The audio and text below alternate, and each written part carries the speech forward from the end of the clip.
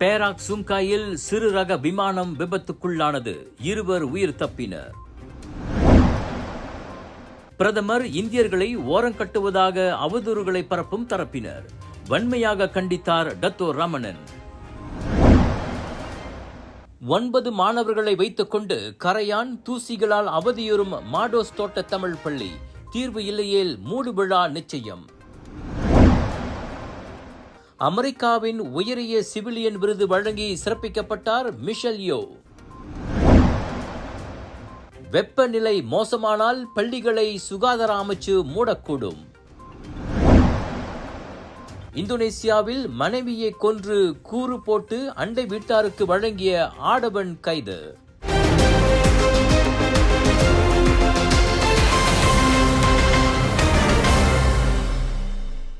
பயிற்சியில் ஈடுபட்டிருந்த சிறு ரக விமானம் ஒன்று இன்று சுங்காய் லடாங் பசாவுட் 2 தம்பானில் விபத்துக்குள்ளானது. இந்த சம்பவத்தை பேரா போலீஸ் தலைவர் டத்தோ ஸ்ரீ மொஹமட் யூஸ்ரி அசன் பஸ்ரி உறுதிப்படுத்தினார். அந்த விமானத்தில் இருந்த பயிற்சி விமானியும் அதிலிருந்த மற்றொரு நபரும் பாதுகாப்புடன் இருப்பதாக அவர் கூறினார். இன்று காலை மணி 9:55 அளவில் நிகழ்ந்த அந்த விபத்தை தொடர்ந்து அதிலிருந்த ஓர் ஆடவரும் ஒரு பெண்மணியும் ஸ்லிம் ரிவர் மருத்துவமனைக்கு அனுப்பி வைக்கப்பட்டதாக அவர் தெரிவித்தார். Allahu Akbar. Allahu Akbar. Okey, sekejap. Boleh. Allah. Okey. Ada berapa orang? Dua. Boleh keluar tak boleh? Okey, sekejap. Ambulans, boleh sekejap. இதுவரை அந்த விமானத்தின் வகையை இன்னும் உறுதிப்படுத்தப்படவில்லை.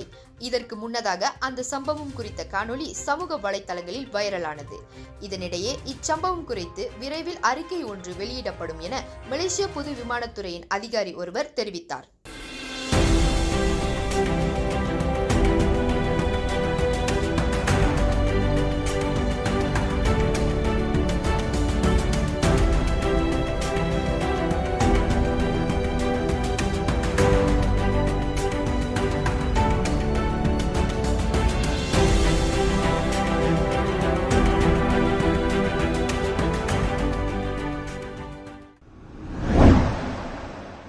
தற்போது பல மாநிலங்களில் இருந்து வரும் கடுமையான வெப்பநிலை மேலும் மோசமடைந்தால் பள்ளிகளை மூடுவது உட்பட பல்வேறு நடவடிக்கைகளை சுகாதார அமைச்சு அறிவிக்கக்கூடும்.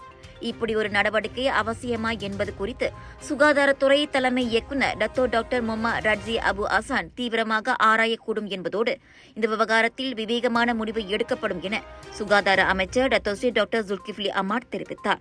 வெப்பநிலை குறித்து பெற்றோர்கள் கவலைப்பட வேண்டாம், நாங்கள் விரைவில் அறிவிப்பை வெளியிடுவோம் என அவர் செய்தியாளர்களிடம் கூறினார். இப்போதைக்கு தொடர்ந்து 3 நாட்களுக்கு வெப்பநிலை 35 டிகிரி செல்சியஸ் இருந்தால் பள்ளி மாணவர்களுக்கான வெளி நடவடிக்கைகள் நிறுத்தப்பட வேண்டும் என்ற நிர்ணயிக்கப்பட்ட சீரான நடைமுறையை பின்பற்ற வேண்டும் என்ற நிலையை அமைச்சு தொடர்ந்து கொண்டிருக்கும் என்றும் அவர் கூறினார். மாணவர்களுக்கான வெளி நடவடிக்கைகளுக்கு தலைமை ஆசிரியர்கள் அனுமதிக்கக்கூடாது. விரும்பத்தகாத அசம்பாவிதங்கள் ஏற்படாமல் இருப்பதை உறுதிப்படுத்த இது மிகவும் அவசியம் என ஜுல்கிஃப்லி கூறினார்.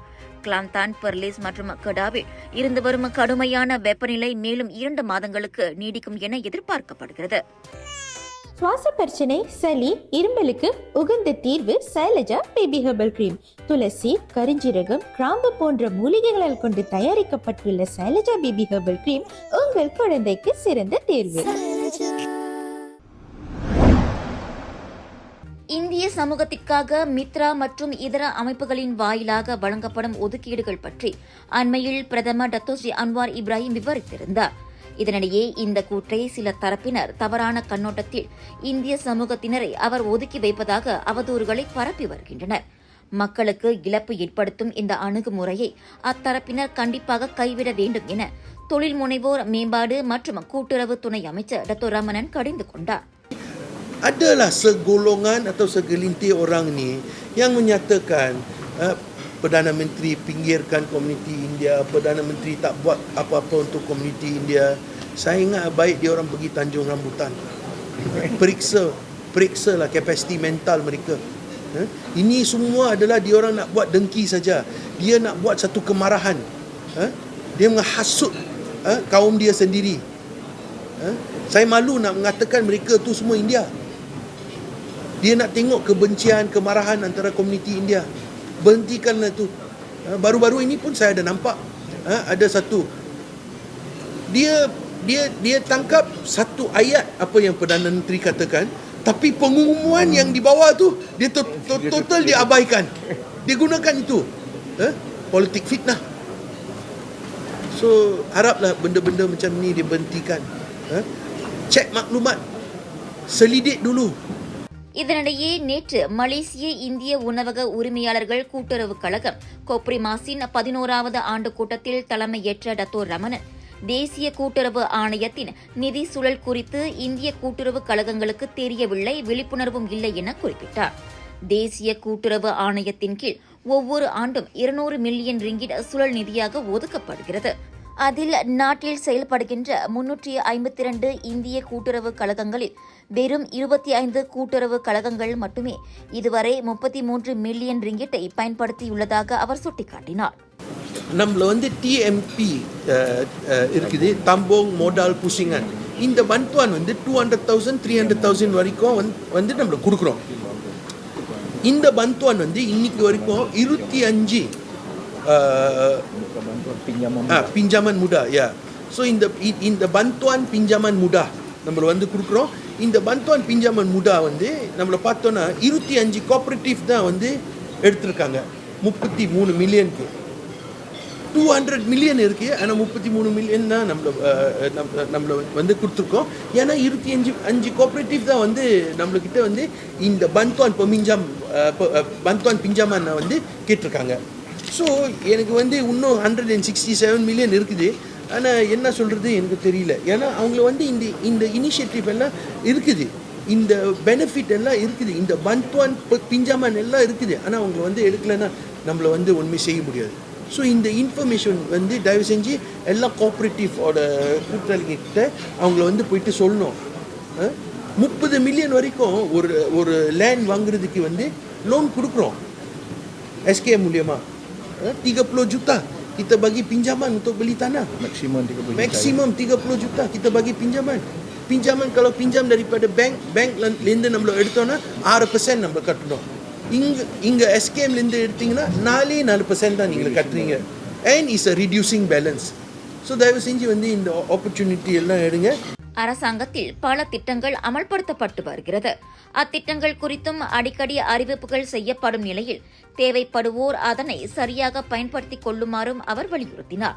மேலும் தொழில் முனைவோர் மேம்பாடு மற்றும் கூட்டுறவு அமைச்சின் வாயிலாக நேற்று கொப்ரிமாஸ் கூட்டுறவு கழகத்திற்கு 1 லட்சம் மானியமும் வழங்கப்படுவதாக டத்தோ ரமணன் அறிவித்தார்.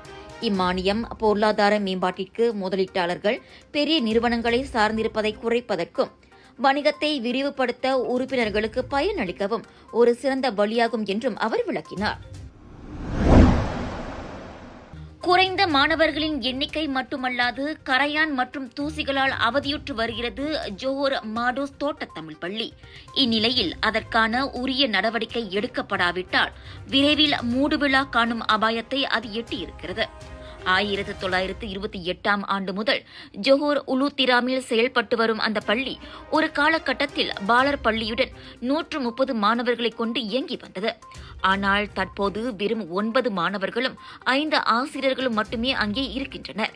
இதற்கு போக்குவரத்து பிரச்சினைகள் உட்பட பள்ளிக்கு அருகிலுள்ள மணல் குவாரிக்கு மணல் லாரிகள் செல்ல தூசிகளும் அதனால் கரையான்களும் பள்ளிக்கு படையெடுத்துள்ளதும் காரணங்களாக உள்ளதாக பெற்றோர் ஆசிரியர் சங்க தலைவர் வாசுகி வெள்ளைச்சாமி வணக்கம் மலேசியாவிடம் விவரித்தார்.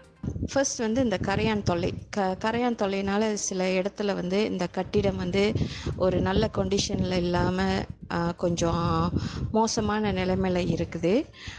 அடுத்து இந்த மணல் லாரி போகிறதுனால தூசி, நிறைய தூசி, அந்த தூசினால் பிள்ளைங்களுக்கு ஹெல்த் இஷ்யூ. அண்ட் தென் அந்த லாரிங்க போகிறதுனால ரோடும் அந்த அளவுக்கு நல்ல கண்டிஷன் இல்லாதனால டிரான்ஸ்போர்ட் இஷ்யூ எங்களுக்கு இருக்குது. ஏன்னா நிறைய பேர் விட முடியலன்னு சொல்லிட்டு ட்ராப் பண்ணதுனால இப்போ டீச்சர்ஸுங்களே ஒரு வண்டியை அரேஞ்ச் பண்ணி அவங்க எடுத்துக்கிட்டு இருக்கிறாங்க. ஸ்டூடெண்ட்களும் குறைஞ்சிக்கிட்டே போகிறாங்க. ஸோ இந்த ஸ்டூடெண்ட்ங்க எண்ணிக்கை வந்து ரொம்ப குறைவாக இருக்குது. இப்போதைக்கு ஸ்டூடெண்ட் வந்து 9 ஸ்டூடெண்ட்டுங்க தான் இருக்கிறாங்க. பிரச்சனைகள் எல்லாம் ஒரு வெகு விரைவில் ரெக்டிஃபை பண்ணி கூடிய சீக்கிரம் இதுக்கு ஒரு தீர்வு காண வேண்டும்ன்றது தான் எங்களுடைய நோக்கம். இந்த சிக்கல்களை கருத்தில் கொண்டு பள்ளியும் தாமான் யூனிவர்சிட்டி பகுதியில் அரசாங்கத்திடம் மாற்று நிலத்திற்கு விண்ணப்பித்துள்ள போதிலும் இதுவரை சரியான பதிலை யாரும் கொடுக்கவில்லை என்றும் வாசுகி கூறினார்.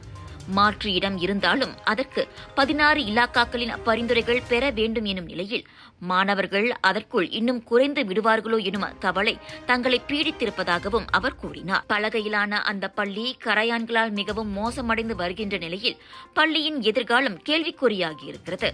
இதற்கு அரசாங்கமும் சமூக தலைவர்களும் உடனடியாக தீர்வு காண வேண்டும் என வாசுகி கேட்டுக் கொண்டுள்ளார்.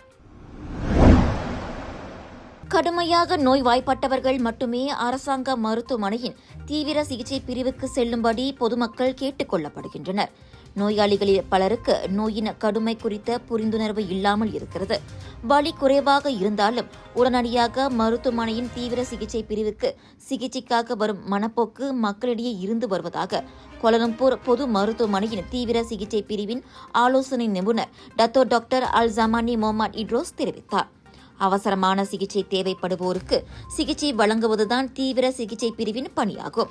ஆனால் அவசரம் என்ற சூழ்நிலையில் இல்லாதவர்கள், உதாரணத்திற்கு சாதாரண சளிக்காய்ச்சல் இருந்தால் கூட உடனடியாக மருத்துவமனையின் தீவிர சிகிச்சை பிரிவுக்கு வர வேண்டியதில்லை. இப்படி அவர்கள் வருவதால் நீண்ட நேரம் காத்திருக்கும் சூழ்நிலை ஏற்படும் போது ஆத்திரமும் ஏமாற்றமும் அடைகின்றனர் என்பதை டாக்டர் அல்ஜமானி சுட்டிக்காட்டினார். உயிரா மரணமா என்ற போராட்டத்தில் இருக்கும் நோயாளிகளுக்குத்தான் உடனடியாக சிகிச்சை வழங்கும் முன்னுரிமையை தீவிர சிகிச்சை பிரிவின பணியாளர்கள் கொண்டுள்ளனர் என்பதை பொதுமக்கள் உணர்ந்து செயல்பட வேண்டும் என அவர் வலியுறுத்தினார். சிவிலியன்களுக்காக அமெரிக்க அதிபர் வழங்கும் அமெரிக்காவின் உயரிய ஃப்ரீடம் விருதை மலேசியாவின் தான் ஸ்ரீ மிஷல் யோவுக்கு அதிபர் ஜோ பைடன் வழங்கி கௌரவித்தார். சிறந்த நடிகைக்கான அகாடமிக் விருதை வென்ற ஆசியாவின் முதல் நபராக விளங்கும் ஈப்போவை சேர்ந்த மிஷல் யோவுடன் இதர 18 பேர் அமெரிக்க அதிபரின் ஃப்ரீடம் விருதை பெற்றனர். அமெரிக்காவின் முன்னாள் செனட்டர் எலிசபெத் டோல், முன்னாள் துணை அதிபர் ஆல் கோர், முன்னாள் வெளியுறவு அமைச்சர் ஜான் கேரி, நியூயார்க் நகரின் முன்னாள் மேயர் மைக்கேல் ப்ளூம்பெர்க் ஆகியோரும் இந்த விருதை பெற்றனர். அமெரிக்கா பிரஜைகளுக்கு மட்டுமின்றி உலகளாவிய நிலையில் அமைதி, கலாச்சாரம் மற்றும் இதர முக்கிய துறைகளில் ஆக்கப்பூர்வமாக பங்காற்றியவர்களுக்காக ஃப்ரீடம் விருதை 1963 ஆண்டு அப்போதைய அமெரிக்க அதிபர் ஜான் எஃப் கென்னடி முதல் முறையாக வழங்கி அறிமுகப்படுத்தினார். எவ்ரிதிங் எவ்ரிவேர் ஆல் அட் ஆன்ஸ் திரைப்படத்தில் நடித்ததற்காக கடந்த 2023 ஆண்டு சிறந்த நடிகைக்கான ஆஸ்கர் விருதை வென்ற முதல் ஆசிய மற்றும் மலேசியர் என்ற பெருமையை மிஷல் யூ பெற்றார்.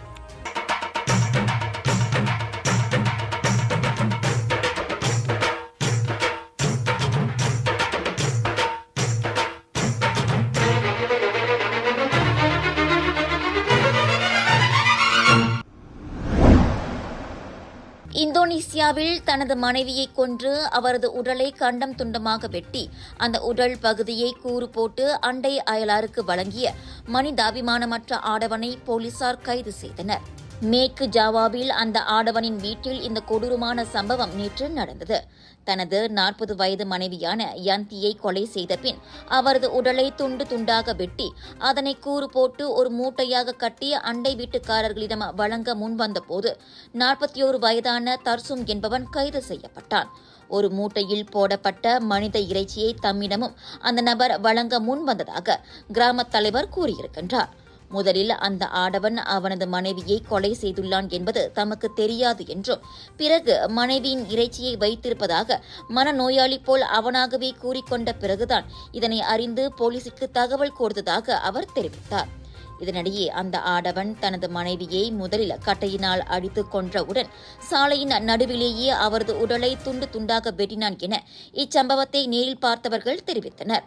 இந்த சம்பவம் நிகழ்வதற்கு 3 நாட்களுக்கு முன்னதாக ஆடுகளை விற்பனை செய்து வரும் அந்த ஆடவன் கடும் கடன் சுமையினால் பாதிக்கப்பட்டு மன அழுத்தத்திற்கு உள்ளானதாகவும் தெரிய வந்திருக்கிறது.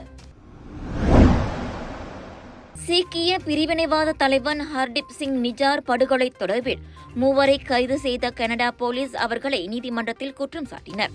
அதோடு அந்த படுகொலையில் இந்திய அரசாங்கத்திற்கு தொடர்பு இருக்கிறதா என்பது குறித்தும் கனடா அதிகாரிகள் விசாரணை மேற்கொண்டு வருகின்றனர். எனினும் இது குறித்து ஒத்தாவாவிலுள்ள இந்திய தூதரகம் எவ்வித கருத்தையும் வெளியிடவில்லை. வஞ்சாவூரிலுள்ள சீக்கிய ஆலயத்திற்கு வெளியே 45 வயதுடைய ஹர்தீப் சிங் கடந்த ஆண்டு ஜூன் மாதம் சுட்டுக் கொல்லப்பட்டான். அந்த கொலையில் இந்தியாவுக்கு தொடர்பு இருப்பதாக சில மாதங்களுக்கு பிறகு கனடா பிரதமர் ஜஸ்டின் ட்ரூடோ குற்றம் சாட்டியதைத் தொடர்ந்து இந்தியாவுக்கும் கனடாவுக்கும் இடையே அரசு தந்திர உறவில் விரிசல் ஏற்பட்டது. ஹர்தீப் சிங் படுகொலை தொடர்பில் 28 வயதான கரன்பிரீத் சிங், 28 வயதுடைய கமல்பிரீத் சிங் மற்றும் கரண் பிரார் ஆகியோரை தேடி வந்ததாக இதற்கு முன் கனடா போலீசார் தெரிவித்திருந்தனர்.